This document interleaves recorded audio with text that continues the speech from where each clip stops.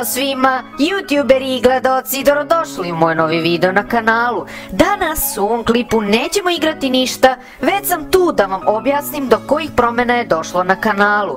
Dosta vas koji me prate na YouTubeu mi se žalilo kako ne mogu da pronađu moje klipove dok kucaju ime. Izlazi im neki drugi lik koji ima manje pratioca od mene i u sebi također ima naziv Urošević Official. Tačnije, kanal mu se zove Stefan Urošević Official.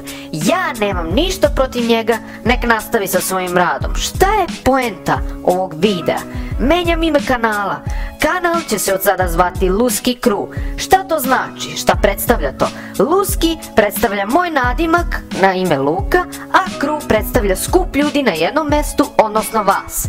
Nekima se sigurno neće svidjeti novo ime kanala, ali to je bilo neophodno da se uradi. Logo, baner i intro ostaju identični, pošto smatram da su oni unikatni, da ih ne treba još menjati.